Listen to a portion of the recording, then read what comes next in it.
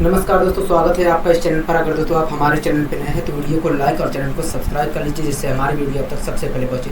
आइए दोस्तों शुरुआत करते हैं आज की अपनी पाठशाला। पहला क्वेश्चन आपकी स्क्रीन पर ध्यानपूर्वक पढ़िए। पहला क्वेश्चन आखिर क्या कह रहा है दोस्तों? इस क्वेश्चन में कह रहा है कि दुकानदार किसी वस्तु का अंकित मूल्य लागत मूल्य से 40% अधिक अंकित करता है। कह रहा है कि दुकानदार है वो अपने वस्तुओं का अंकित मूल्य जो है लागत मूल्य से 40% अधिक अंकित करता है। ठीक है, कह रहा है और ग्राहक को बेचते समय 25% का छूट देता है। कह रहा है कि ग्राहक को अपना सामान बेचते समय 25% का छूट देता है। कह रहा है कि वह वस्तु को बेचते समय वह वस्तु को बेचते समय 1 किलोग्राम के बदले 800 ग्राम तौलता है। हाँ ना, हो गया। कह रहा है कि दुकानदार का लाभ प्रतिशत क्या है, बताइए कितने परसेंट का लाभ हो रहा है दुकानदार को। हाँ ना, हो गया। दोस्तों इस क्वेश्चन में कह रहा है कि एक दुकानदार किसी वस्तु का अंकित मूल्य लागत मूल्य से 40% अधिक अंकित करता है। हाँ ना, हाँ। कह रहा है कि और ग्राहक को 25% की छूट देता है। कहोगे हाँ। तो दोस्तों हम चेक कर लेते हैं कि जो दुकानदार है वो दुकानदार है। तो दोस्तों हम यहाँ पर चेक कर लेते हैं कि जो दुकानदार है अपनी वस्तुओं को कितने % लाभ पर बेच रहा है। तो दोस्तों हम यहाँ पर चेक कर लेते हैं कि दुकानदार जो है अपने वस्तुओं को कितने % लाभ पर बेच रहा है। ठीक है, कोई दिक्कत कोई परेशानी होगी नहीं। दोस्तों मान लीजिए दोस्तों इस क्वेश्चन में कह रहा है कि जो दुकानदार जो है अपने वस्तुओं का अंकित मूल्य जो है लागत मूल्य से 40% अधिक अंकित करता है। हम लोग हाँ 40% अधिक अंकित करता है। हम लोग हाँ मान लीजिए दोस्तों वस्तु का प्राइस 100 रुपये था। ऐसा नहीं है दोस्तों, आप चाहे जो मान के निकाल सकते हैं। हमें केवल ये बात पता करना है कि वो अपने वस्तुओं को कितने % लाभ पर बेच रहा है। आप 1000 मान के निकालेंगे तब भी वही आएगा, अगर आप 4 मान के निकालते हैं तब भी वही आएगा। कोई दिक्कत कोई परेशानी वाली बात नहीं। केवल हम ये चेक कर रहे हैं कि जो दुकानदार है अपने वस्तुओं को कितने % लाभ पर वास्तव में बेच रहा है। ठीक है, मान लीजिए तो वस्तु का प्राइस जो था 100 रुपये था। दोस्तों जो दुकानदार है अपने वस्तुओं का जो मार्केट प्राइस है 40% अधिक अंकित करता है।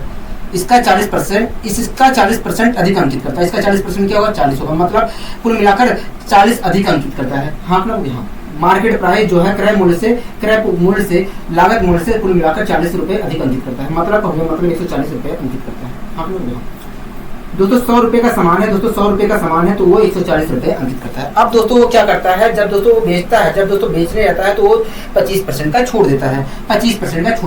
इसका अगर मैं 25% निकालता हूँ तो 25% इसका होता है 1/4। 25% का मतलब होता है 4। अगर मैं इसका 25% निकालता हूँ तो आएगा 35।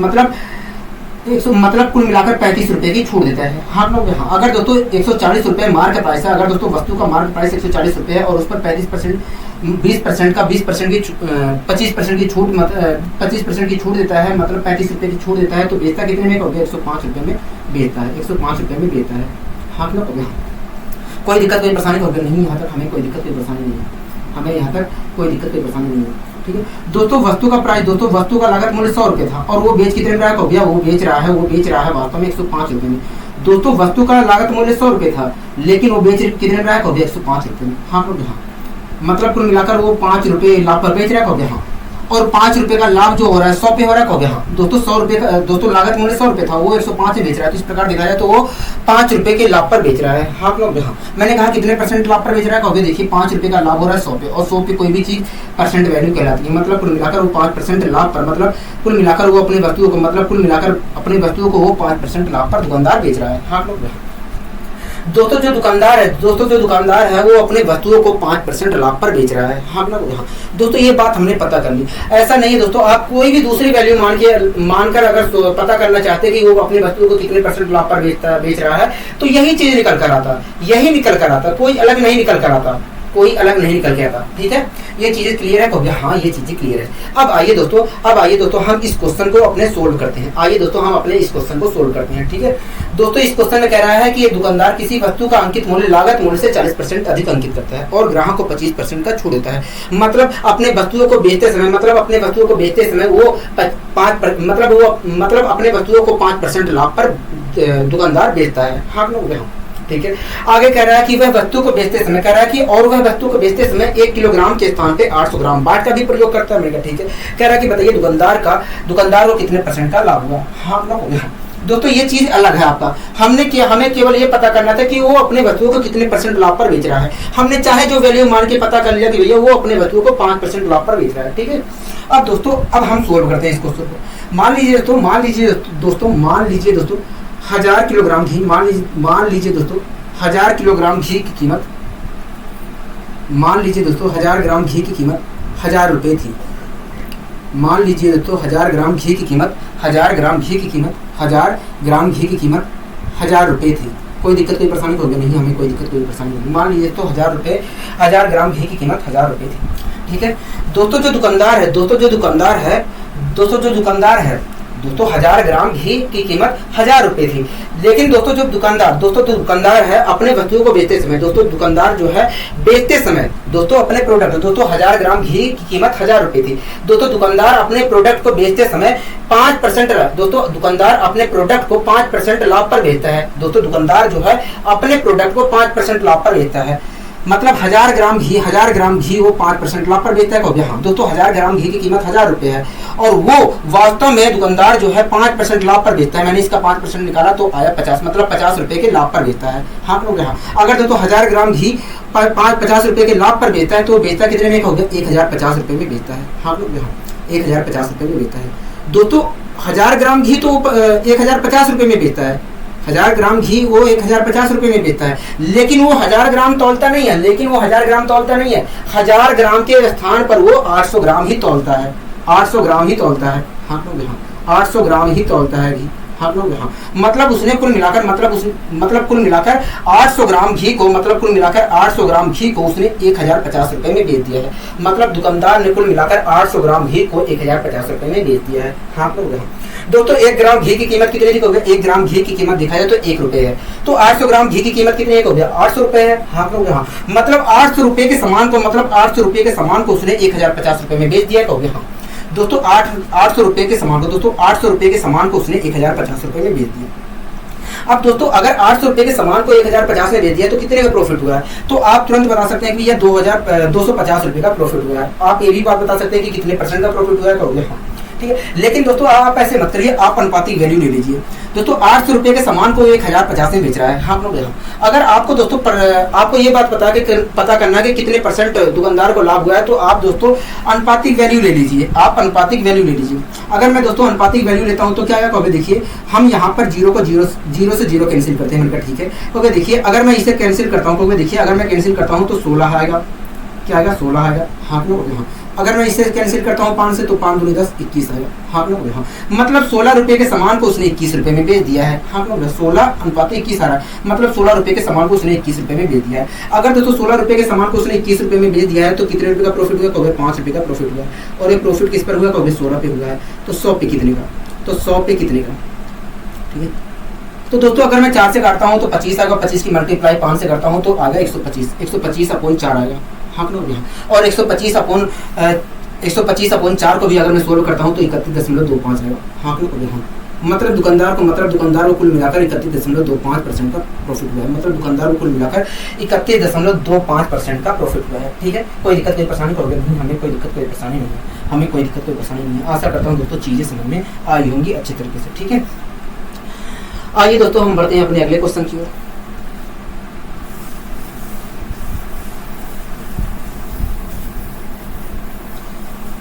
दोस्तों इस क्वेश्चन में कह रहा है कि दुकानदार किसी वस्तु का अंकित मूल्य लागत मूल्य से 20% अधिक अंकित करता है। कह रहा है कि ये दुकानदार है वो अपने वस्तुओं का अंकित मूल्य जो है लागत मूल्य से 20% अधिक अंकित करता है। हाँ कह रहा है तथा ग्राहक को 10% की छूट देता है। कह रहा है तथा ग्राहक को 10% की छूट भी देता है मिलकर। ठीक है। कह रहा है कि वह वस्तु को बेचते समय 1 किलोग्राम के बदले 900 ग्राम वजन तौलता है। कह रहा है कि वह वस्तु को बेचते समय 1 किलोग्राम के स्थान पे 900 ग्राम वजन तौलता है। हमने कहा ठीक है। कह रहा है कि बताइए उसे कितने % का लाभ हो रहा है। हाँ ठीक है। दोस्तों इस क्वेश्चन में कह रहा है कि दुकानदार है वो अपने वस्तुओं का अंकित मूल्य जो है लागत मूल्य से 20% अधिक अंकित करता है। तो कह रहा है कि तथा ग्राहक को 10% की छूट भी देता है। तो दोस्तों हम पता कर लेते हैं कि जो दुकानदार है वो अपने वस्तुओं को कितने % लाभ पर बेच रहा है। अगर वो अंकित मूल्य लागत मूल्य से 20% अधिक अंकित कर रहा है, उसके बाद 10% छूट देकर बेच रहा है, तो हम पता कर लेते हैं कि वो कितने % लाभ पर अपने वस्तुओं को बेच रहा है। ठीक है। कोई दिक्कत कोई परेशानी होगी नहीं। मान लीजिए दोस्तों दोस्तों केवल पता कर रहे हैं, आप चाहे जो वैल्यू मान के पता कर सकते हैं, इससे कोई आपके उत्तर पर प्रभाव नहीं पड़ेगा। हम ये बात पता करना चाह रहे हैं कि वो अपने वस्तुओं को कितने % लाभ पर बेच रहा है। आप चाहे जो मान के करिए, आपको कोई दिक्कत नहीं है। आपको आपका दिल कर रहा है तो 1000 मान के आप निकालिए, तब भी वही आएगा। ठीक है, मान लीजिए दोस्तों वस्तु का लागत मूल्य 100 रुपये था। ठीक है दोस्तों, जो दुकानदार है दोस्तों जो दुकानदार है अपने दोस्तों जो दुकानदार है दोस्तों जो एक मिनट रुकिए, दोस्तों जो दुकानदार है वो अपने वस्तुओं का अंकित मूल्य जो है लागत मूल्य से 20% अधिक अंकित करता है। हाँ लोग, यहाँ 20% इसका निकालता हूँ तो आएगा 20, मतलब 20 रुपये अधिक अंकित करता है। अगर 20 रुपये अधिक अंकित करता है तो अंकित कितना करता है, तो 120 रुपये अधिक 120 रुपये अंकित करता है। हाँ लोग, यहाँ 100 रुपये का सामान है दोस्तों, उसने 120 रुपये अंकित कर दिया। ठीक है, अब दोस्तों क्या करता है, अब दोस्तों दुकानदार जो है 10% का छूट भी देता है, 10% की छूट भी देता है। किस पर देता है, कहोगे मार्केट प्राइस पे ही देगा छूट। हाँ लोग, यहाँ दोस्तों अब दुकानदार इस पर 10% की छूट देता है। इसका मैंने 10% निकाला तो आया 12, मतलब 12 रुपये की छूट देता है। हाँ तो यहाँ अगर दोस्तों वस्तु का मार्केट प्राइस 120 रुपये है और उस पर 12 रुपये की छूट देता है तो बेचता कितने में है, कहोगे 108 रुपये में बेचता है। हाँ लोग, यहाँ 108 रुपये में बेचता है। हाँ लोग, दोस्तों 100 रुपये का सामान था और दुकानदार जो है दोस्तों 100 रुपये का सामान है और दुकानदार 108 रुपये में बेच रहा है। तो इस प्रकार दोस्तों देखा जाए तो उससे 8 रुपये का लाभ हो रहा है। हाँ लोग, यहाँ और 8 रुपये का जो लाभ हो रहा है वो 100 पे हो रहा है। और 100 पे कोई चीज क्या कहलाती है, कोई परसेंटेज वैल्यू कहलाती है। मतलब कुल मिलाकर दुकानदार को दुकानदार बेचते समय 8% का लाभ कमा, मतलब दुकानदार अपनी वस्तुओं को बेचते समय 8% का लाभ कमा रहा है। हाँ दोस्तों हमने पता कर लिया कि दुकानदार जो है अपनी वस्तुओं को कितने % लाभ पर बेच रहा है। तो दोस्तों यहाँ पर पता चल रहा है कि ये दुकानदार जो है अपनी वस्तुओं को 8% लाभ पर बेच रहा है। हाँ लोग, यहाँ 8% लाभ पर बेच रहा है। ठीक है, कोई दिक्कत कोई परेशानी कहोगे नहीं। दोस्तों हमने यहाँ पर पता कर लिया, दोस्तों हमने अपना अलग से एक जगह निकाल कर पता कर लिया कि भैया दुकानदार कितने % लाभ पर अपनी वस्तुओं को बेच रहा है। तो हम यहाँ से पता चला कि भैया दुकानदार जो है अपनी वस्तुओं को 8% लाभ पर बेच रहा है। ठीक है, अब दोस्तों आइए हम इस क्वेश्चन को शुरुआत करते हैं। दोस्तों इस क्वेश्चन में कह रहा है कि एक दुकानदार किसी वस्तु का अंकित मूल्य लागत मूल्य से 20% अधिक अंकित करता है। कह रहा है तथा ग्राहक को 10% की छूट देता है, मतलब वो अपने वस्तुओं को 8% लाभ पर बेचता है। इस चीज का मतलब ये जो पूरी लाइन है इसका मतलब यही है, मतलब वो अपनी वस्तुओं को 8% लाभ पर बेचता है। ठीक है, कह रहा है कि वह वस्तु को बेचते समय कह रहा है कि और वह वस्तु को बेचते समय 1 किलोग्राम बाट के कह रहा है 1 किलोग्राम के स्थान पे 900 ग्राम वजन तौलता है। कह रहा है कि बताइए उससे कितने % का लाभ हो रहा है। हाँ लोग, यहाँ यही तो क्वेश्चन कह रहा है, कहोगे हाँ यही क्वेश्चन कह रहा है। ठीक है, मान लीजिए दोस्तों 1000 ग्राम घी, मान लीजिए दोस्तों 1000 ग्राम घी 1000 रुपये का था। मान लीजिए दोस्तों 1000 ग्राम घी जो है 1000 रुपये का है। मान लीजिए दोस्तों 1000 ग्राम घी जो है, 1 मिनट रुकिए,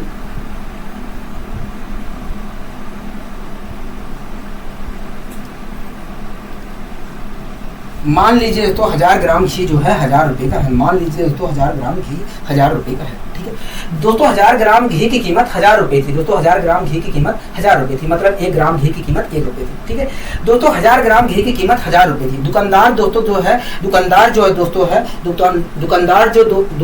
दोस्तों है वो अपने सामान को 8% लाभ पर बेचता है। हाँ लोग, यहाँ दोस्तों 1000 ग्राम घी की कीमत 1000 रुपये थी। जो दुकानदार है अपने सामान को, ये जो 1000 ग्राम घी है 8% लाभ पर बेचता है।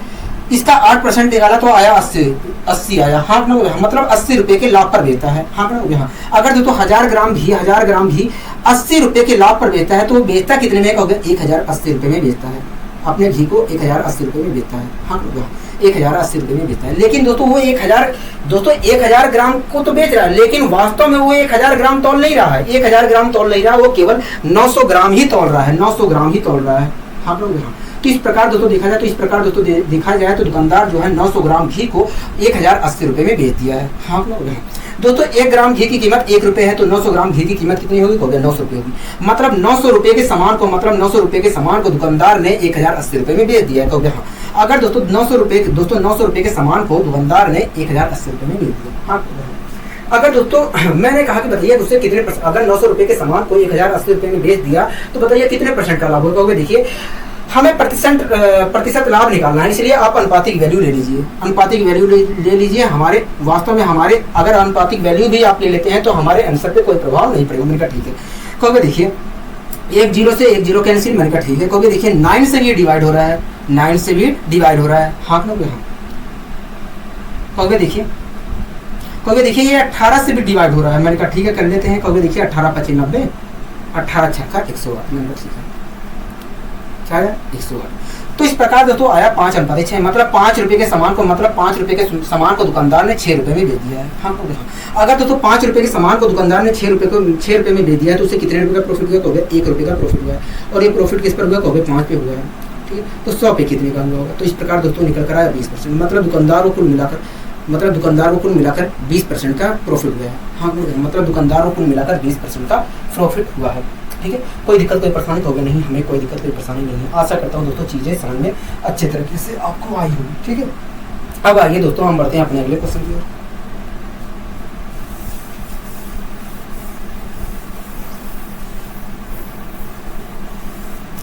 दोस्तों अगला क्वेश्चन कह रहा है कि एक दुकानदार किसी वस्तु का अंकित मूल्य लागत मूल्य से 80% अधिक अंकित करता है। ठीक है, कह रहा है तथा ग्राहक को 25% छूट देता है। कह रहा है कि बेचते समय ग्राहक को 25% की छूट भी देता है। ठीक है, कह रहा है कि तथा वस्तु को खरीदते समय वह 1 किलोग्राम के बदले 20% अधिक वजन तथा बेचते समय 10% वजन तौलता है, 10% वजन कम तौलता है। कह रहा है कि खरीदते समय वो 20% अधिक वजन तौल लेता है और बेचते समय 10% कम वजन तौलता है। कह रहा है हाँ कि ना? कहोगे हाँ।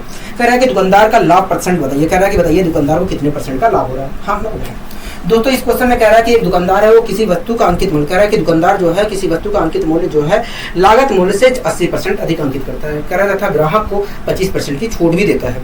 तो दोस्तों हम पता कर ले रहे हैं कि जो दुकानदार है अपने वस्तुओं को कितने % लाभ पर बेच रहा है। तो दोस्तों हम पता कर ले रहे हैं कि जो दुकानदार है वो अपने वस्तुओं को कितने % लाभ पर बेच रहा है। ठीक है, कोई दिक्कत कोई परेशानी होगी नहीं। मान लीजिए दोस्तों वस्तु का कॉस्ट प्राइस, वस्तु का कॉस्ट प्राइस 100 रुपये था। दोस्तों जो दुकानदार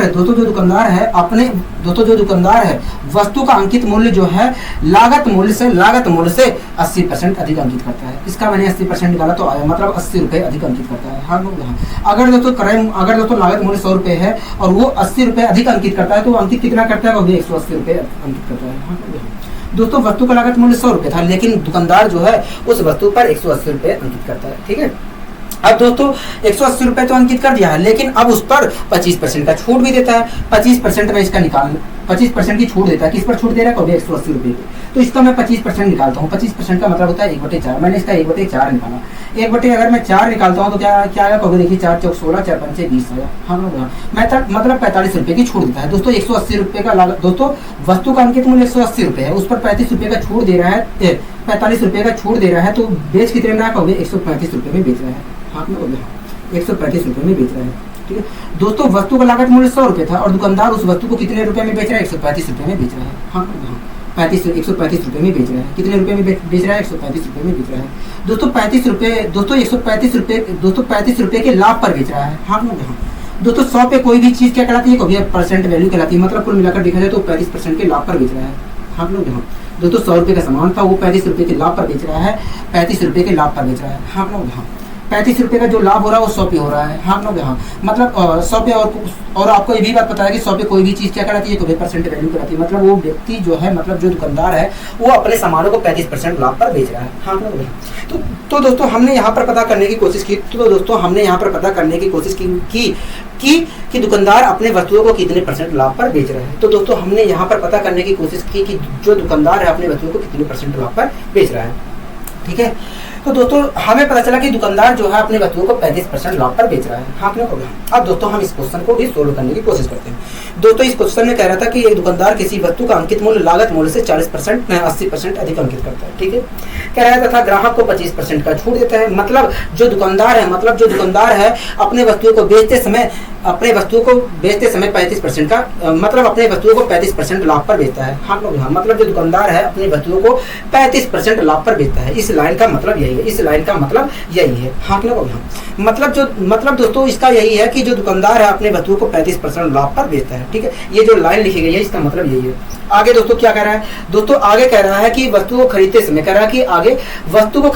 दुकानदार की बात हो रही है। ठीक है, कह रहा है कि वस्तु को खरीदते समय वह 1 किलोग्राम के स्थान पर कह रहा है कि 1 किलोग्राम के बदले वो 20% वजन अधिक तोड़ लाता है। 20% वजन अधिक तौलता है तथा बेचते समय 10% कम वजन तौलता है। हाँ कह रहा है कि बताइए दुकानदार को कितने % का लाभ हो रहा है, कह रहा है कि बताइए दुकानदार को कितने % का लाभ हो रहा है। हाँ यही तो कह रहा है, हो गया।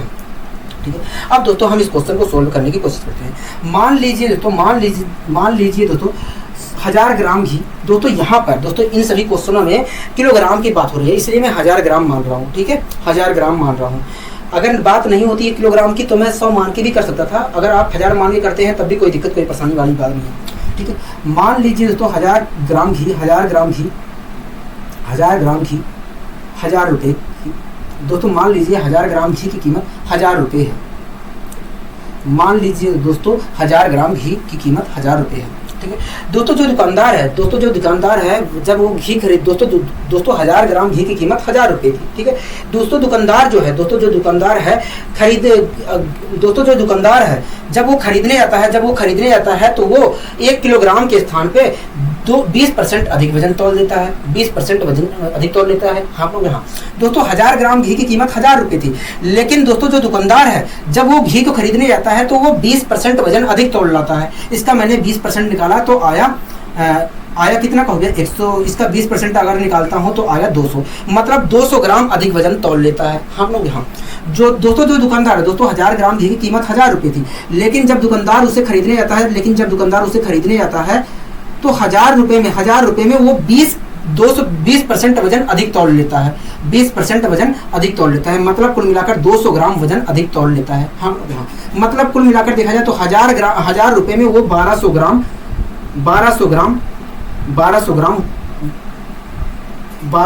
ग्राम घी लेकर आता है। हाँ दोस्तों 1000 ग्राम घी की कीमत 1000 रुपये थी। 1000 ग्राम घी की कीमत दोस्तों 1000 रुपये में 1000 ग्राम घी मिल रही थी, लेकिन जो दुकानदार है 1000 रुपये में 1200 ग्राम घी उठा के ले आया। 20% वजन अधिक तोड़कर वो 1200 ग्राम घी लेकर आ गया। ठीक है, अब दोस्तों जब बेचेगा तब ये बात थोड़ी नहीं बताएगा कि दुकानदार कि भैया मैंने 1000 रुपये में 1200 ग्राम घी खरीद के लेके आ गया, ये बात थोड़ी नहीं बताएगा। हो गया हाँ, अगर वो बताना चाह रहा है तो केवल यही बताएगा कि भैया 1000 ग्राम घी की कीमत 1000 रुपये थी, ना कि ये बात बताएगा कि भैया 1000 ग्राम घी की कीमत 1000 रुपये में मैंने 1200 ग्राम घी उठा लाया। ये बात कभी नहीं बताएगा, क्योंकि उसने बेईमानी करके लाया है, उसने बेईमानी करके लाया है। हम लोग हाँ ठीक है। अब दोस्तों जब बेचने आता है, जब वो अपने प्रोडक्ट को बेचता है तो 35% दोस्तों 1000 ग्राम घी की कीमत 1000 रुपये थी। हम लोग यहाँ जब दोस्तों वो अपने प्रोडक्ट को बेचता है तो 35% के लाभ पर बेचता है। दोस्तों 1000 ग्राम घी की कीमत 1000 रुपये है। अगर वो 35% के लाभ पर बेचता है तो वो कितने रुपये के लाभ पर बेचता है? कभी देखिए, अगर मैं 1000 का 35% निकालता हूँ तो आएगा 1350, मतलब वो 1000 ग्राम घी जो है 1350 रुपये में बेचता है। कभी हाँ 350 रुपये के लाभ पर बेचता है, मतलब 1350 रुपये में बेचता है। कभी हाँ दोस्तों जो दुकानदार है जब अपने प्रोडक्ट को बेचता है तो वो 35% दोस्तों दुकानदार जो है अपने प्रोडक्ट को बेचते समय 35% लाभ पर बेचता है। अपने प्रोडक्ट को 35% लाभ पर बेचता है, मतलब 350 रुपये के लाभ पर बेचता है। अगर दोस्तों 1000 ग्राम घी को 350 रुपये के लाभ पर बेचता है तो कितने में बेचता है? 1350 रुपये में बेचता है। हम लोग दोस्तों 1000 ग्राम घी तो 1350 रुपये में बेच रहा है, लेकिन 1000 ग्राम के स्थान पर जो दुकानदार जो है 10% वजन कम तौलता है। 10% वजन कम तौलता है, मतलब 90% ही वजन तौलता है। दोस्तों दुकानदार जो है 1000 ग्राम घी 1300 रुपये में बेच रहा है, लेकिन दुकानदार जो है वो 1000 ग्राम के स्थान पर दोस्तों 1000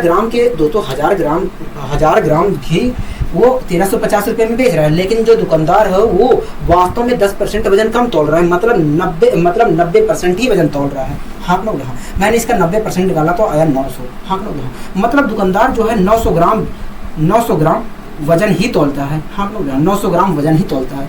तो अगर दोस्तों वो इसका मतलब दोस्तों यही है, अगर दोस्तों 900 ग्राम वजन ही तोलता है तो इसका मतलब यही है कि वो 900 ग्राम घी को 1350 रुपये में बेच दिया। 900 ग्राम घी को उसने 1350 रुपये में बेच दिया। हो गया ठीक है, कोई दिक्कत कोई परेशानी हो गया नहीं, यहाँ तक हमें कोई दिक्कत कोई परेशानी नहीं।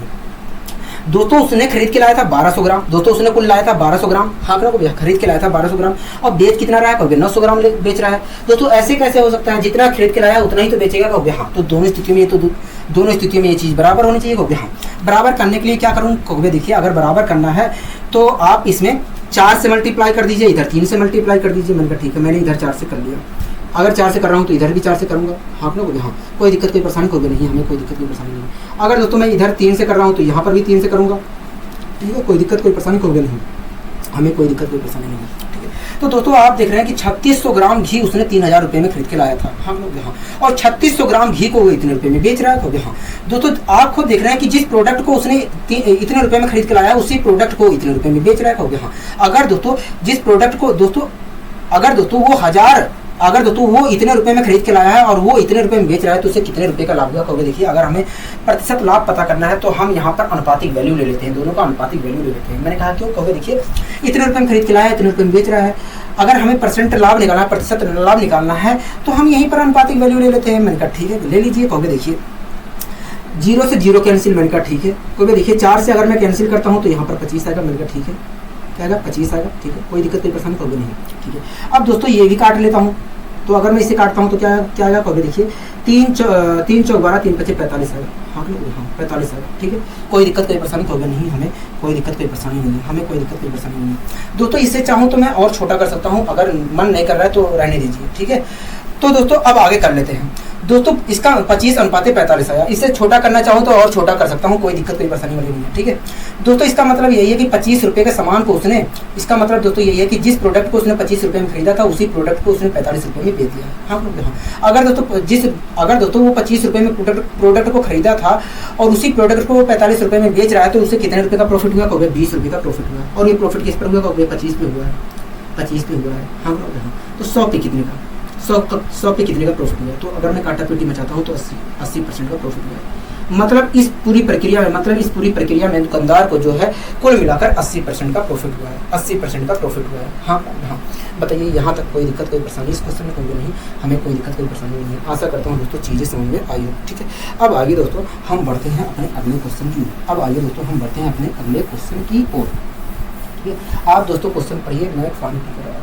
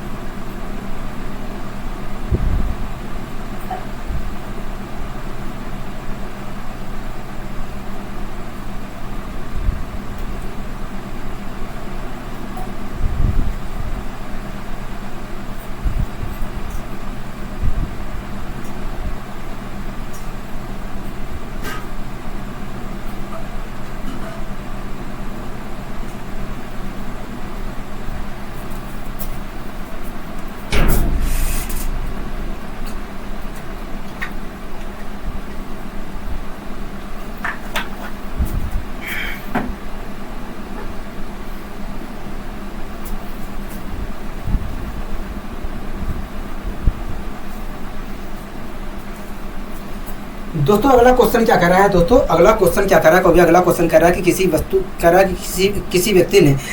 किसी व्यक्ति ने 10 रुपये में 11 नग के भाव से खरीदे। कह रहा है किसी व्यक्ति ने 10 रुपये में 11 नग के भाव से खरीदे तथा 11 रुपये में 10 नग के भाव से बेच दिए। कह रहा है कि बताइए उसे कितने % का लाभ या हानि हुआ है, ठीक है। कह रहा है दोस्तों किसी व्यक्ति ने 11 रुपये में 11 नग के भाव से खरीदे हैं, ठीक है। कह रहा तथा 11 रुपये में 10 नग के भाव से बेच दिए। हाँ लोग, ठीक है। कह रहा है कि बताइए उस व्यक्ति को, कह रहा है कि बताइए उसे कितने % का लाभ या हानि हुआ है। हाँ लोग, कह रहा है कि बताइए उसे कितने रुपए का लाभ या हानि हुआ है, ठीक है। दोस्तों एक व्यक्ति था, उसने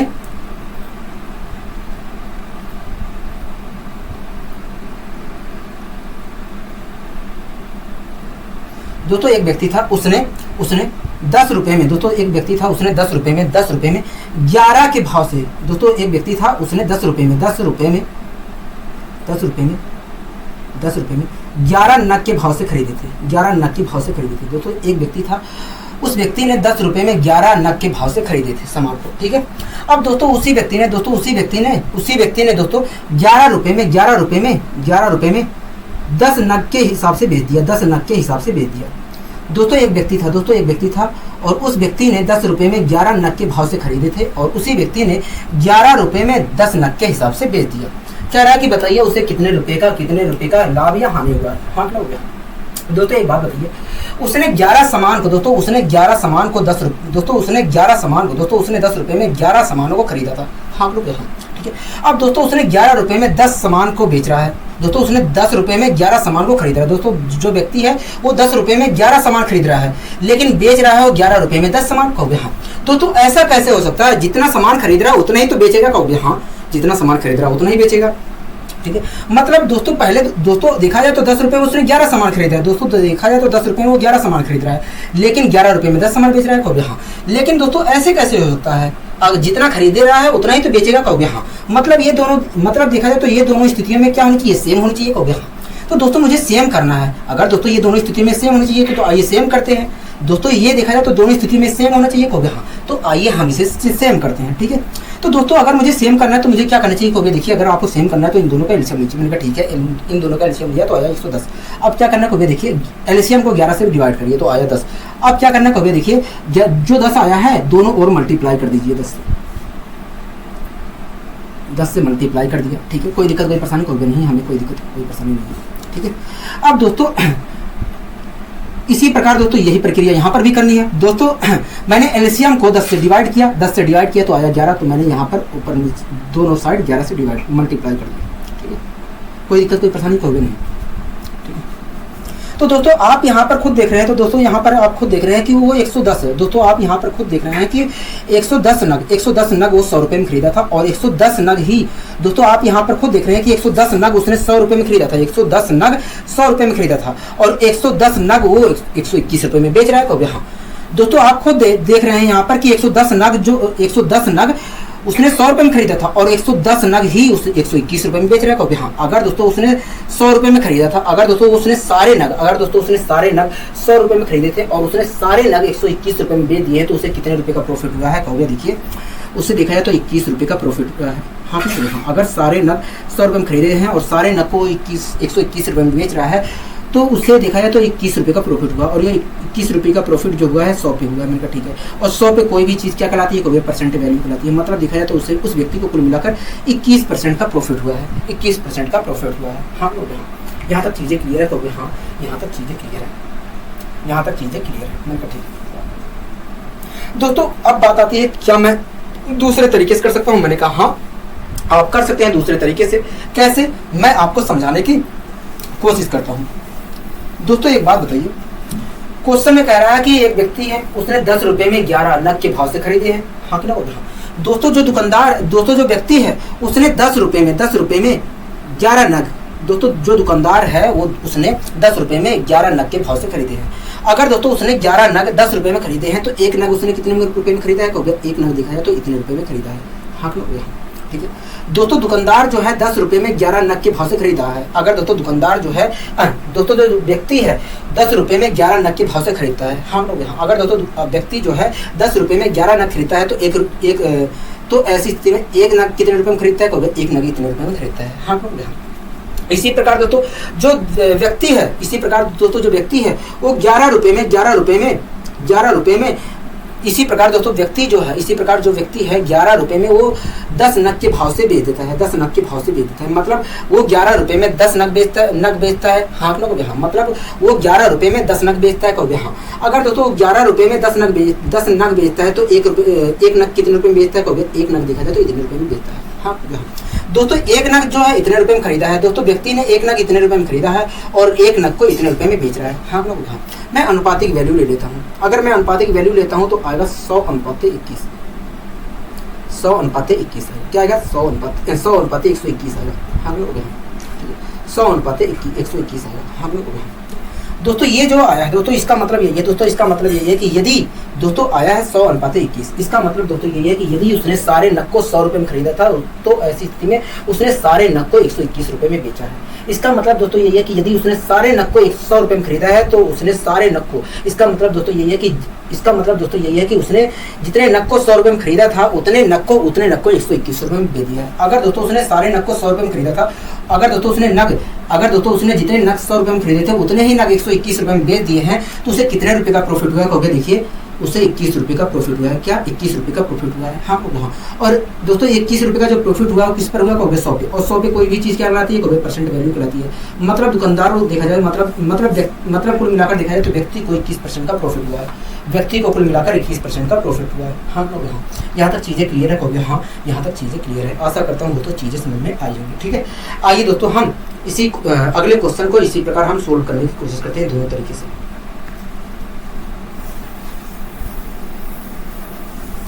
दोस्तों अगला क्वेश्चन कह रहा है कि एक व्यक्ति ने 5 रुपए में 6 पेंसिल के भाव से पेंसिल खरीदी। कह रहा है कि तथा 6 रुपए में 5 पेंसिल के भाव से पेंसिल बेच दी। कह रहा है कि बताइए उसे कितने % का प्रॉफिट या नुकसान हुआ है? कह रहा है कि बताइए कितने % का लाभ या हानि हुई है?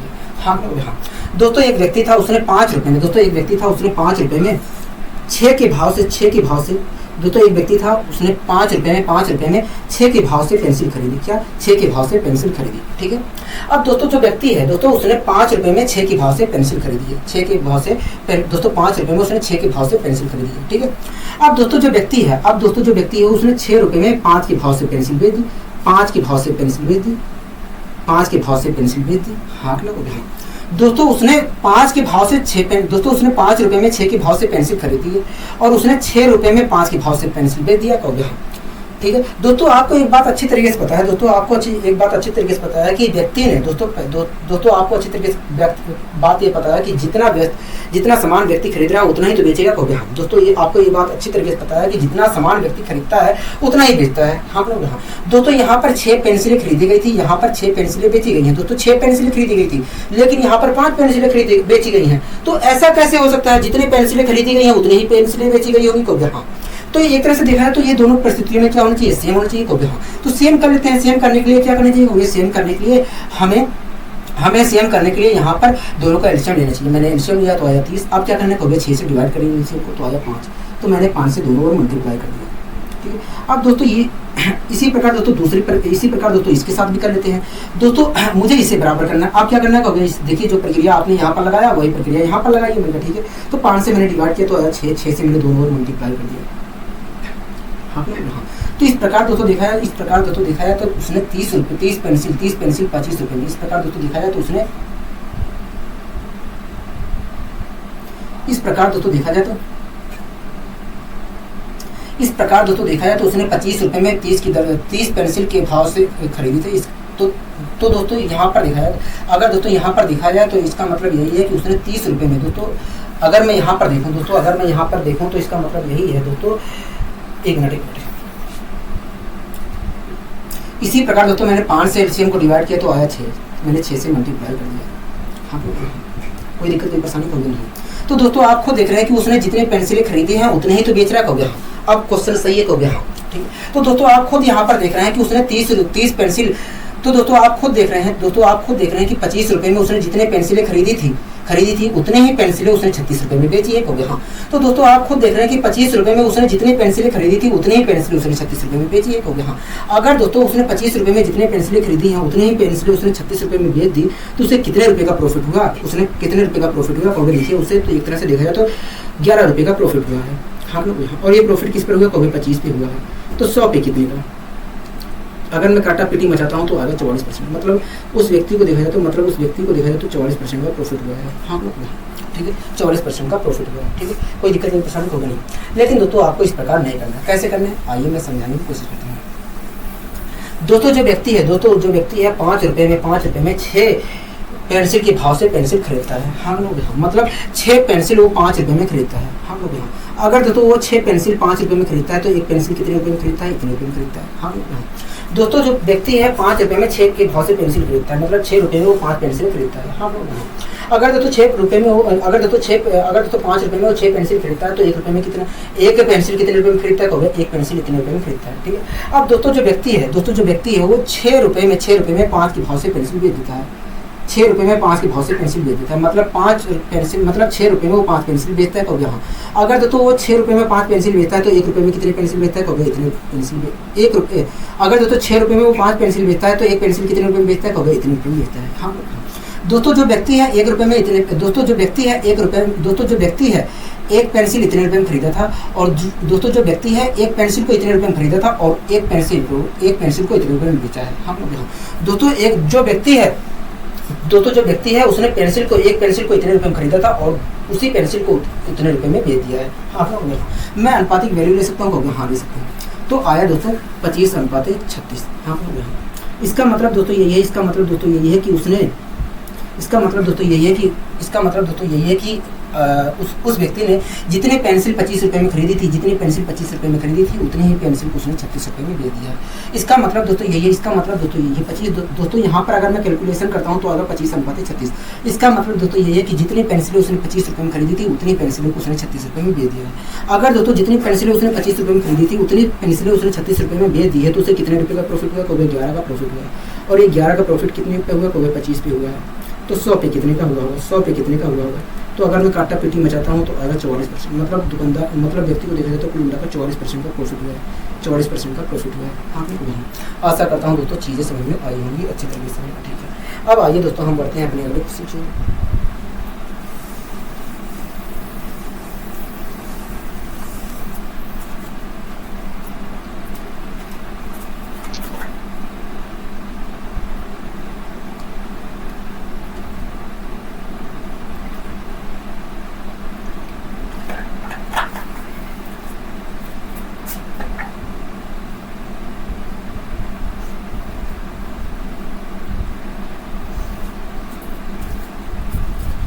दोस्तों अगला क्वेश्चन क्या कह रहा है? अगला क्वेश्चन कह रहा है कि एक विक्रेता 6 रुपये में 7 केले खरीदता है। कह रहा है कि एक विक्रेता जो है 6 रुपये में 7 केले खरीदता है। कह रहा है कि और 7 रुपये में 6 केले बेचता है। कह रहा है कि बताइए उससे इसका परिणाम क्या होगा? उससे प्रॉफिट होगा कि नुकसान होगा? यही पूछ रहा है। कहोगे हाँ। दोस्तों एक विक्रेता था, उसने 6 रुपये में 7 केले खरीदा।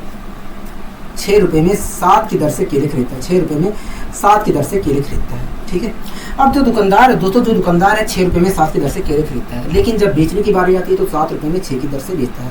हाँ, तो दोस्तों वो 7 केले 6 रुपये में खरीदता है, लेकिन 6 केले वो 7 रुपये में बेचता है। कहोगे हाँ। ऐसे कैसे हो सकता है? जितना केला खरीद रहा है उतना ही तो बेचेगा। कहोगे हाँ। मतलब दोनों स्थितियों में देखा जाए तो ये चीज़ें सेम होनी चाहिए। हाँ, कहोगे हाँ।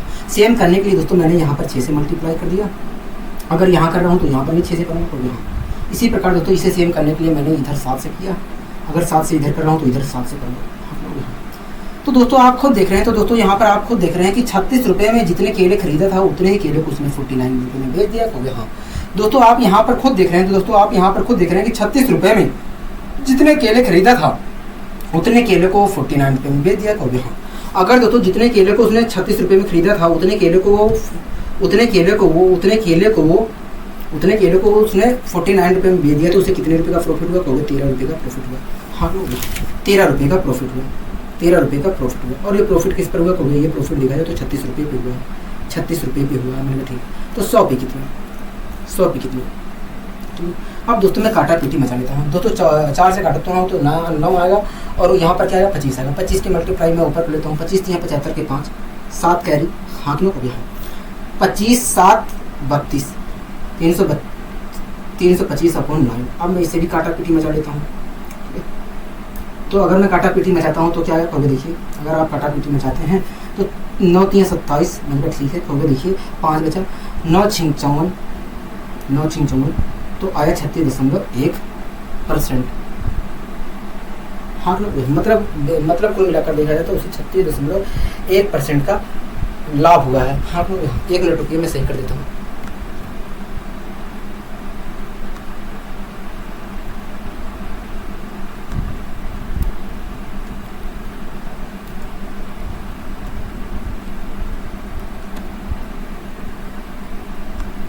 मतलब देखा जाए तो विक्रेता को कुल मिलाकर 36.1% का प्रॉफिट हुआ। 36.1% का प्रॉफिट हुआ है। हाँ, अब बात आती है कि क्या मैं तेजी कर सकता हूँ? मैंने कहा बिल्कुल आप कर सकते हैं। कैसे? आइए देखते हैं। दोस्तों जो विक्रेता है उसने 6 रुपये में 7 केले खरीदे हैं। हाँ, अगर दोस्तों उसने 6 रुपये में 7 केले खरीदे तो 1 रुपये में कितने केला खरीदे? 1 केला कितने रुपये में खरीदा? होगा 1 केला इतने रुपये में खरीदा। ठीक है दोस्तों, जो विक्रेता था 1 केला इतने रुपये में खरीदा था। दोस्तों जो विक्रेता है उसने 7 रुपये में 6 केले बेचे हैं। खोगे हाँ, तो 1 केला कितने रुपये में बेचा होगा? खोगे इतने रुपये में बेचा है। हाँ, दोस्तों विक्रेता 1 केला इतने रुपये में खरीदा था, और दोस्तों विक्रेता जो है 1 केला इतने रुपये में खरीदा था। हाँ, और 1 केले को इतने रुपये में बेचा था। हाँ, मैं अनुपातिक वैल्यू निकाल लेता हूँ। तो आया 36 अनुपात 49। इसका मतलब दोस्तों ये है कि जितने केले वो 36 रुपये में खरीदा था, 36 रुपये में खरीदा था, उतने केले को 49 रुपये में बेच दिया है। हाँ ना। अगर दोस्तों जितने केले को 36 रुपये में खरीदा था उतने केले को उसने 49 रुपये में बेच दिया, तो उसे कितने रुपये का प्रॉफिट हुआ? 13 रुपये का प्रॉफिट हुआ। और ये प्रॉफिट किस पर हुआ? कहोगे 36 पे हुआ है। तो 100 पे कितना? तो अगर मैं काटा पीटी में जाता हूँ तो 36.1 आएगा। मतलब कुल मिलाकर उसे देखा जाए तो 36.1% का प्रॉफिट हुआ, 36.1% का प्रॉफिट हुआ। आशा करता हूँ दोस्तों चीज़ें समझ में आई होंगी। ठीक है, आइए दोस्तों हम बढ़ते हैं अपने अगले क्वेश्चन की ओर।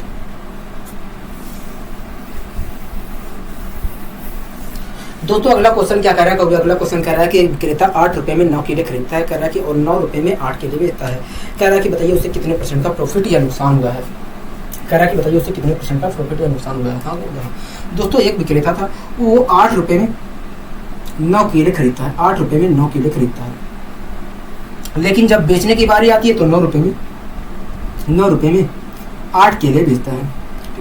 दोस्तों जो विक्रेता है उसने 9 केले 8 रुपये में खरीदा था, लेकिन जब बेचने की बारी आती है तो 8 रुपये में 9 केले बेचता है। हाँ, तो ऐसे कैसे हो सकता है? जितना केला उसने खरीदा है, जितना केले वो विक्रेता खरीद रहा है, उतने ही तो केले बेचेगा। कहोगे हाँ, तो एक तरह से देखा जाए तो दोनों स्थिति में चीज़ें सेम होनी चाहिए। कहोगे हाँ, तो सेम कर लेते हैं। तो सेम करने के लिए दोस्तों मैंने इधर 8 से किया तो यहाँ पर भी 8 से करूँगा। सेम करने के लिए यहाँ पर मैंने 9 से किया तो यहाँ पर भी 9 से करूँगा। हाँ, तो दोस्तों आपको देख रहे हैं कि जितने केले उसने 64 रुपये में खरीदे थे, उतने केले को उसने 81 रुपये में बेच दिए। हाँ, 81 रुपये में बेच दिए हैं। हाँ, एक मिनट, ठीक है। दोस्तों आप खुद देख रहे हैं कि जितने केले को उसने 64 रुपये में खरीदा था, उतने केले को इसने 81 रुपये में बेच दिए हैं। हाँ, अगर दोस्तों जितने केले को उसने 64 रुपये में खरीदा था, उतने केले को उसने 81 रुपये में बेच दिया है, तो उसे कितने रुपये का प्रॉफिट हुआ है? कहोगे देखिए, उसे देखा जाए तो कुल मिलाकर 17 रुपये का प्रॉफिट हुआ है। 17 रुपये का प्रॉफिट हुआ। हाँ, और ये प्रॉफिट किस पर हुआ? कहोगे 64 पे हुआ है। 64 पे हुआ है। तो 100 पे कितने का प्रॉफिट हुआ होगा? 100 पे कितने का प्रॉफिट हुआ होगा? ठीक है, कोई दिक्कत कोई परेशानी होगी नहीं। 4 से दोस्तों मैं डिवाइड करता हूँ तो 25 आएगा और नीचे आएगा 16। क्या आएगा? 16 आएगा। ठीक है, कोई दिक्कत कोई परेशानी होगी नहीं, हमें कोई दिक्कत कोई परेशानी होगी नहीं।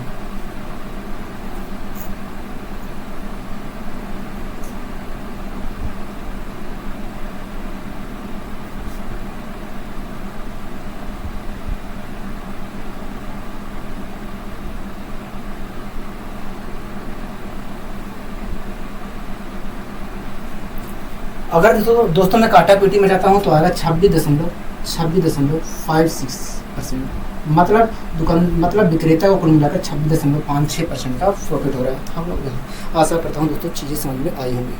दोस्तों जितने क्वेश्चन कराया मैंने, ऐसा कोई मेरे क्वेश्चन नहीं कराया जिसमें नुकसान हुआ हो। हाँ लोग, हाँ, जिसमें दुकानदार को है या व्यक्ति को नुकसान हो रहा हो। हाँ लोग, हाँ। तो दोस्तों आपको घबराने की ज़रूरत नहीं है। सारे क्वेश्चन ऐसे ही होंगे।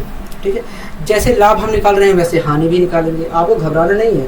जैसे आप लाभ निकाल रहे हैं वैसे ही हानि हम निकाल सकते हैं। ठीक है, कोई दिक्कत कोई परेशानी नहीं है। अब दोस्तों हम आइए इस क्वेश्चन को भी सोल्व करने की कोशिश करते हैं।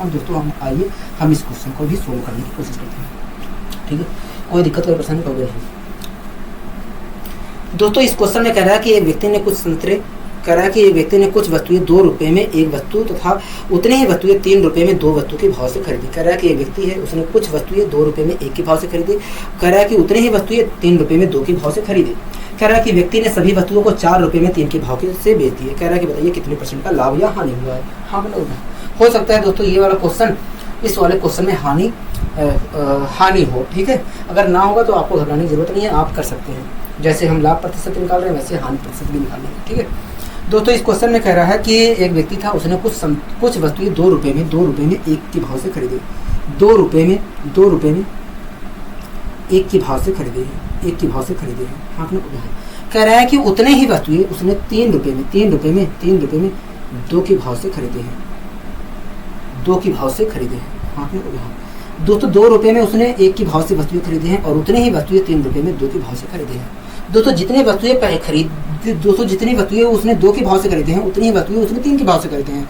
यहाँ पर अगर देखा जाए तो यहाँ पर तो एक वस्तुएं खरीदा है। पहली स्थिति में देखा जाए तो एक वस्तुएं खरीदी गई है और दूसरी स्थिति में देखा जाए तो 2 वस्तुएं खरीदी गई हैं। हाँ, लेकिन क्वेश्चन कह रहा है कि भैया जितनी खरीदी दोनों स्थितियों में समान चीज़ें खरीदी गई हैं, उतने ही वस्तुएं दोनों स्थितियों में समान चीज़ें खरीदी गई हैं। हाँ, तो एक तरह से देखा जाए तो अगर दोनों स्थितियों में समान चीज़ें खरीदी गई हैं तो ये चीज़ें बराबर होनी चाहिए। हाँ, तो बराबर करने के लिए मैं क्या करूँ, हो गया बराबर करने के लिए आप यहाँ पर 2 से मल्टीप्लाई कर दीजिए।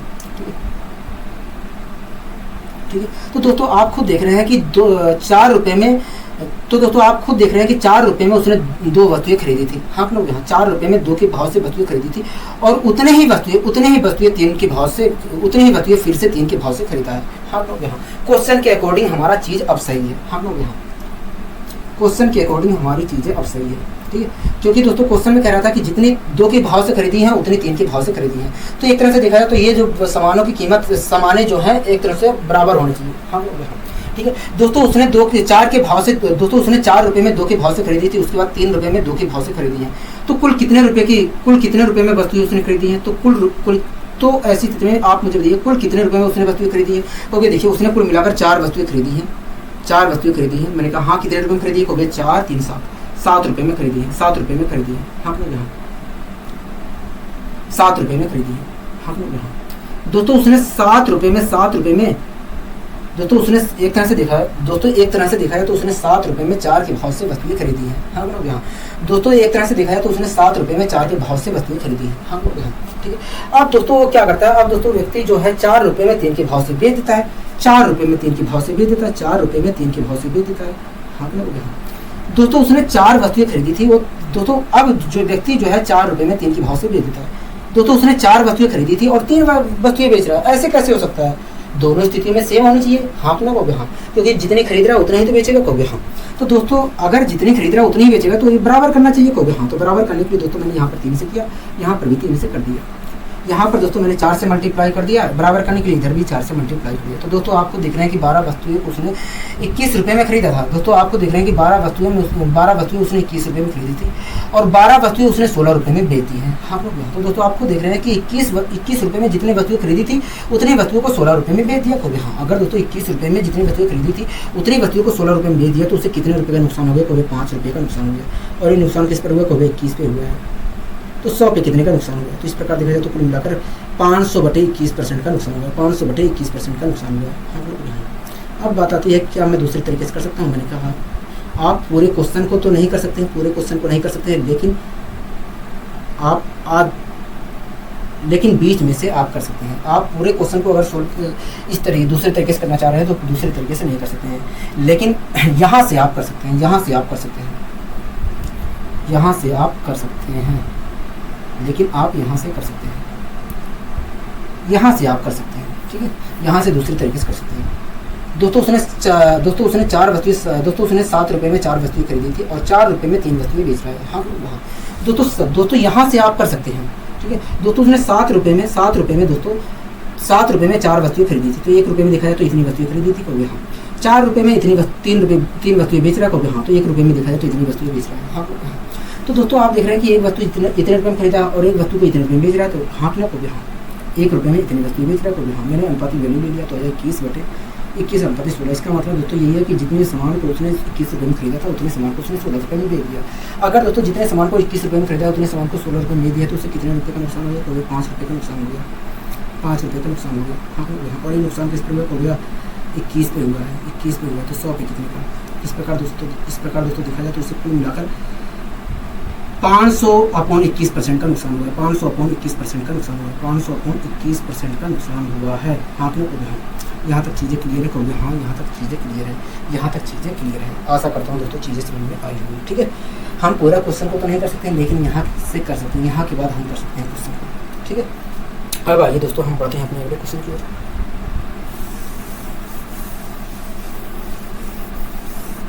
दोस्तों अगला क्वेश्चन क्या कर रहा है? अगला क्वेश्चन कह रहा है कि एक व्यक्ति ने कुछ नारंगी 2 रुपये में एक नारंगी, कह रहा है कि 2 रुपये में एक नारंगी तथा उतने ही नारंगी 1 रुपये में 2 नारंगी के भाव से खरीदे। कह रहा है कि व्यक्ति ने सभी नारंगी 3 रुपये में 4 नारंगी के भाव से बेच दिए। हाँ लोग यहाँ दोस्तों कह रहा है कि बताइए कितने % का लाभ या हानि हुआ। दोस्तों इस क्वेश्चन में कह रहा है कि एक व्यक्ति था, उसने कुछ नारंगी 2 रुपये में 1 के भाव से खरीदे, 2 रुपये में 1 के भाव से खरीदे। हाँ कह रहा है कि उतनी ही नारंगी 1 रुपये में 2 के भाव से खरीदे हैं, 2 के भाव से खरीदे हैं। दोस्तों जितनी नारंगी उसने 2 रुपये में दोस्तों जितनी नारंगी उसने दोस्तों 2 रुपये में जितनी नारंगी, दोस्तों क्वेश्चन कर रहा है कि 2 रुपये में 1 के भाव से जितनी नारंगी खरीदी है उतनी ही नारंगी 1 रुपये में 2 के भाव से खरीदी है। मतलब देखा जाए तो दोनों स्थितियों में नारंगियों की संख्या बराबर होनी चाहिए। बराबर करने के लिए मैंने 2 से मल्टीप्लाई ऊपर कर दिया। आपको कोई दिक्कत कोई परेशानी है कोई नहीं। तो इस प्रकार दोस्तों देखा जाए तो जितनी दोनों स्थितियों में, तो दोस्तों आप यहाँ पर खुद देख रहे हैं कि जितनी नारंगी उसने 4 रुपये में खरीदी है, दोस्तों आप खुद देख रहे हैं कि 4 रुपये में 2 की दर से जितनी नारंगी खरीदी है उतने ही नारंगी उसने 1 रुपये में 2 की दर से फिर से खरीदी है। हाँ तो दोस्तों अगर उसने 4 रुपये में 2 की दर से जितनी नारंगी खरीदी है उतने नारंगी उसने 1 रुपये में 2 की दर से खरीदी है, तो आप जो दिया उसने कुल नारंगी कितने रुपये में खरीदा है, कुल नारंगी उसने कितने रुपये में खरीदा है। तो अभी देखिए कुल नारंगी देखा जाए तो उसने 5 रुपये में 5 रुपये। तो अभी देखिए इस प्रकार कुल नारंगी तो इस प्रकार आपने कहा कि ये कुल नारंगी, इस प्रकार आपने कहा कि ये कुल नारंगी को उसने 5 रुपये में खरीदा है। मतलब उसने 5 रुपये में 4 की दर से सभी नारंगी को खरीदा है। हाँ मतलब उसने 5 रुपये में 4 की दर से सभी नारंगी को खरीदा है। हाँ दोस्तों उसने सभी नारंगी को 5 रुपये में 4 की दर से खरीदा था। अब दोस्तों सभी नारंगी को 3 रुपये में 4 की दर से बेचता है, 3 रुपये में 4 की दर से बेचता है, 3 रुपये में 4 की दर से बेचता है, 3 रुपये में 4 की दर से बेचता है। ठीक है, कोई दिक्कत कोई परेशानी होगी नहीं। अब दोस्तों अगर आप गुणा भाग से भी बचना चाहते हैं तो आप सीधे कुछ मत करिए, आपको मैं एक दूसरा तरीका बता दे रहा हूँ, आपको मैं दूसरा तरीका बता दे रहा हूँ। ठीक है, आप अगर ये बराबर करना नहीं चाहते हैं दोस्तों, एक तरह से देखा है तो इसमें बराबर करने की भी जरूरत नहीं है, बराबर करने की भी जरूरत नहीं है। हम लोग दोस्तों आप देख रहे हैं कि 5 रुपये में उसने 4 की दर से नारंगी खरीदी है और उसने 3 रुपये में 4 की दर से बेच दी है। हम लोग यहाँ तो दोस्तों आप खुद देख रहे हैं कि जितनी नारंगी को उसने 4 रुपये में खरीदा है, दोस्तों आप खुद देख रहे हैं कि 5 रुपये में जितनी नारंगी खरीदा है उतनी नारंगी को उसने 4 रुपये में बेच दिया है। दोस्तों आप यहाँ पर खुद देख रहे हैं कि 5 रुपये में जितनी नारंगी खरीदा है उतनी नारंगी को उसने 3 रुपये में बेच दिया है। कहोगे हाँ, तो इस प्रकार दिखाया तो 2 रुपये का उससे नुकसान हो गया। कहोगे हाँ, और 2 रुपये का नुकसान किस पर हुआ? कहोगे 2 रुपये का नुकसान 5 पे हुआ है। तो 100 पे कितने का नुकसान हुआ? कहोगे देखा जाए तो 40% का नुकसान हुआ है, 40% का नुकसान हुआ। हाँ 40% का नुकसान हुआ। बताइए कोई दिक्कत कोई परेशानी कोई नहीं, तो कोई दिक्कत कोई परेशानी नहीं है, कोई दिक्कत कोई परेशानी नहीं है। दोस्तों आप दूसरे तरीके से भी कर सकते हैं, कोई दिक्कत कोई परेशानी नहीं है। लेकिन दोस्तों बाई चांस इस प्रकार के तो क्वेश्चन आ ही रहे हैं। हाँ क्यों हम पहले वाले मेथड से कर रहे हैं तो हम इस प्रकार का एक स्ट्रक्चर बना रहे हैं, उसके बाद हम बराबर कर रहे हैं। हाँ क्यों हम बराबर कर रहे हैं क्योंकि ये जितना खरीद रहा है उतना बेचेगा भी। हाँ हाँ, अगर दोस्तों आपको बराबर भी नहीं करना है तो आपको कुछ नहीं करना है, आपको इसकी मल्टीप्लाई इधर करनी है और इसकी मल्टीप्लाई इधर करनी है। आप अगर मल्टीप्लाई करते हैं तो 20 आएगा, इसकी मल्टीप्लाई इधर करते हैं तो आएगा 12। इसका मतलब दोस्तों ये है कि जितनी नारंगी को उसने 20 रुपये में खरीदा था उतनी नारंगी को उसने 12 रुपये में बेच दिया है। अगर दोस्तों जितनी नारंगी को उसने 20 रुपये में खरीदा था उतनी नारंगी को उसने 12 रुपये में बेच दिया है, तो उसे कितने रुपये का नुकसान हुआ? कहोगे 8 रुपये का नुकसान हुआ है। क्या 8 रुपये का नुकसान हुआ है? और ये नुकसान किस पर हुआ? कहोगे 20 पे हुआ है, 20 पे हुआ है। तो 100 पे कितने का? 20 चौका 80, 20 25 100, देखा जाए तो 40% का नुकसान हो गया है। हाँ तो दोस्तों आपको देख रहे हैं कि उत्तर तो वही आ रहा है, उत्तर तो वही आ रहा है दोस्तों। मैंने इसलिए आपको बताना उचित समझा, जिससे आपको वो जो बराबर करने वाला चक्कर है, बराबर करने वाला चक्कर तो पता तो रहे कैसे हो रहा है, लेकिन आपको उसका प्रयोग करना ना पड़े, आपको उसका प्रयोग करना ना पड़े, आपको उसका कभी प्रयोग जल्दी करना ना पड़े। ठीक है, कोई दिक्कत कोई परेशानी कोई नहीं, हमें यहाँ तक कोई दिक्कत कोई परेशानी नहीं है, हमें यहाँ तक कोई दिक्कत कोई परेशानी नहीं है। ठीक है, आशा करता हूँ दोस्तों ये समझ में आई होगी। दोस्तों इसके बाद तो हम दूसरे यहाँ से दोस्तों हम दूसरे मेथड का भी प्रयोग कर सकते हैं जो आपको मैंने मेथड बताया था। ठीक है, कोई दिक्कत कोई परेशानी कोई नहीं, यहाँ तक हमें कोई दिक्कत कोई परेशानी नहीं है। आपने अच्छे तरीके से समझाया, आपने अच्छे तरीके से समझाया मुझे। ठीक है, आइए दोस्तों हम बढ़ते हैं अपने अगले क्वेश्चन की ओर।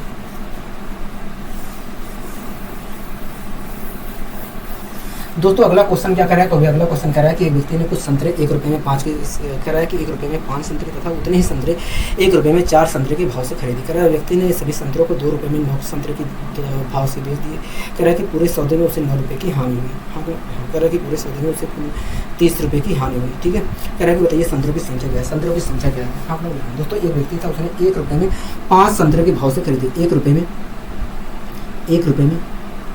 5 संतरे के भाव से खरीदी, 5 संतरे के भाव से खरीदी। दोस्तों उतने ही संतरे उसने 1 रुपये में 4 की दर से दोस्तों उतने ही संतरे दोस्तों उसने 1 रुपये में 4 की दर से बेच दिए। दोस्तों उतने ही संतरे उसने फिर से 1 रुपये में 4 की दर से खरीदे।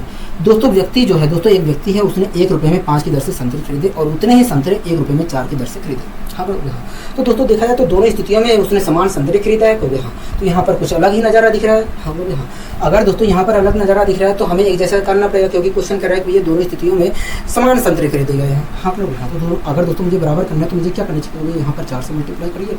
अगर आप 4 से यहाँ पर कर रहे हैं तो यहाँ पर भी 4 से करिए। मतलब ठीक है, तो ये देखिए अगर यहाँ पर 5 से कर रहे हैं बराबर करने के लिए तो यहाँ पर भी 5 से करिए। हाँ और बराबर करने का एक ही तरीका है, एलसीएम मेथड। हाँ तो दोस्तों आप खुद देख रहे हैं कि जितने संतरे उसने तो दोस्तों आप खुद देख रहे हैं कि 4 रुपये में उसने 20 संतरे खरीदे थे और उतने ही संतरे उसने 5 रुपये में, दोस्तों जितने संतरे उसने, दोस्तों आप खुद देख रहे हैं कि 4 रुपये में उसने कुल मिलाकर 4 रुपये में उसने कुल मिलाकर 20 की दर से संतरे 20, दोस्तों आप खुद देख रहे हैं कि 4 रुपये में उसने कुल मिलाकर 20 संतरे और खरीदे थे और उतने ही संतरे उसने 5 रुपये में खरीदे हैं। हाँ ठीक है। अब दोस्तों क्वेश्चन हमारा सही है, क्योंकि दोस्तों दोनों स्थिति में तो समान संतरे खरीद रहा था कोई, हाँ तो वो चीज़ तो बराबर होना चाहिए था, वो चीज़ तो बराबर होनी चाहिए था कोई, हाँ तो बराबर हमने कर लिया। ठीक है दोस्तों, अगर उसने 4 रुपये में 20 संतरे खरीदे हैं, उसके बाद फिर 5 रुपये में उसने 20 संतरे खरीदे हैं, तो कुल संतरे उसने कितने रुपये में खरीदे हैं कोई, कुल संतरे देखा जाए तो इतने से देखा जाए तो दोस्तों उसने कुल संतरे कितने रुपए में खरीदे हैं, तो भी देखिए उसने कुल संतरे देखा जाता है 9 रुपये में खरीदे हैं, उसने कुल संतरे 9 रुपये में खरीदे हैं, मतलब 9 रुपये में उसने कुल मिलाकर 20 के भाव से संतरे खरीदे हैं। हाँ मतलब देखा जाए तो 9 रुपये में उसने कुल मिलाकर एक मिनट तो इस प्रकार दोस्तों उसने 9 रुपये में, तो दोस्तों इस प्रकार उसने कुल संतरे कितने रुपये में खरीदे हैं, क्योंकि देखिए इस प्रकार कुल संतरे देखा जाए तो 9 रुपये में उसने कुल मिलाकर 20 संतरे खरीदे, 40 संतरे खरीदे हैं। हाँ मतलब 9 रुपये में उसने 9 रुपये में 40 के भाव से संतरे खरीदे हैं। हाँ तो दोस्तों यहाँ पर अगर देखा जाए तो दोस्तों अगर यहाँ पर देखा जाए तो उसने कुल मिलाकर कुल संतरे कुल मिलाकर देखा जाए तो 9 रुपये में खरीदे हैं, मतलब 9 रुपये में 40 के भाव से संतरे खरीदे हैं। हाँ लोग यहाँ अब दोस्तों जब बेचने की बात आती है तो वो 2 रुपये में 9 के भाव से संतरे बेचता है, 2 रुपये में 9 के भाव से संतरे बेचता है। हाँ यहाँ ठीक है दोस्तों उसने 9 रुपये में 40 संतरे खरीदे थे, लेकिन वो बेच रहा है 2 रुपये में 9 संतरे। ऐसे कैसे हो सकता है, जितने संतरे खरीदा उतने संतरे बेचना चाहिए हो गया। तो एक तरह से देखा जाए तो दोनों स्थिति में सेम होनी चाहिए हो गया। हाँ सेम करने के लिए दोस्तों मैंने एलसीएम लिया और एलसीएम से अगर मैं देखता हूँ तो यहाँ पर 9 से मुझे मल्टीप्लाई करना पड़ेगा, 9 से यहाँ पर भी करना पड़ेगा। ठीक है इसी प्रकार दोस्तों अगर मैं यहाँ पर एलसीएम का सहारा लेता हूँ तो पता चलेगा भैया, तो मुझे पता चला कि भैया यहाँ पर 40 से मल्टीप्लाई करना पड़ेगा, तो यहाँ पर भी 40 से मल्टीप्लाई करूँगा। हाँ यहाँ तो दोस्तों आप खुद देख रहे हैं कि उसने 360 संतरे 81 रुपये में खरीदे थे और 360 संतरे उसने 80 रुपये में बेच दिए हैं कहोगे। हाँ तो दोस्तों आप यहाँ पर खुद देख रहे हैं कि 360 संतरे उसने 81 रुपये में खरीदे थे, लेकिन उसने 360 संतरे 80 रुपये में बेच दिए कहोगे। हाँ तो इस प्रकार देखा जाए तो एक रुपये की 1 यूनिट का नुकसान हो गया, 1 यूनिट का नुकसान हो गया, 1 रुपये का नुकसान हो गया या 1 यूनिट का नुकसान हो गया। हाँ कितना हो गया ठीक है, लेकिन क्वेश्चन कर रहा है कि ये 30 रुपये का नुकसान होगा, मतलब 1 यूनिट बराबर 30 रुपये, 1 यूनिट बराबर 30 के। ठीक है कोई दिक्कत कोई परेशानी होगी नहीं। दोस्तों इस क्वेश्चन में कह रहा है कि बताइए कुल संतरों की संख्या कितनी है। दोस्तों कुल संतरे कितने थे, कुल 360 थे। हम लोग यहाँ दोस्तों 1 रिप्रेजेंट करता है 30 को, तो 360 कितने को रिप्रेजेंट करेगा, कोई मल्टीप्लाई कर दीजिए। अगर दोस्तों मैं मल्टीप्लाई करता हूँ तो आएगा 10,800 आएगा, 10,800 आएगा, मतलब कुल संतरों की संख्या देखा जाए तो 10,800 थी। क्या थी, 10,800 थी। हाँ लोग बताइए यहाँ तक कोई दिक्कत कोई परेशानी कोई नहीं है, यहाँ तक हमें कोई दिक्कत कोई परेशानी नहीं है। आशा करता हूँ दोस्तों आज की क्लास आपको अच्छी लगी होगी। अगर दोस्तों आज की क्लास आपको अच्छी लगी तो वीडियो को लाइक शेयर और चैनल को सब्सक्राइब करना मत भूलिए। आज के लिए दोस्तों बस इतना ही, मिलते हैं अगली वीडियो में। नमस्कार।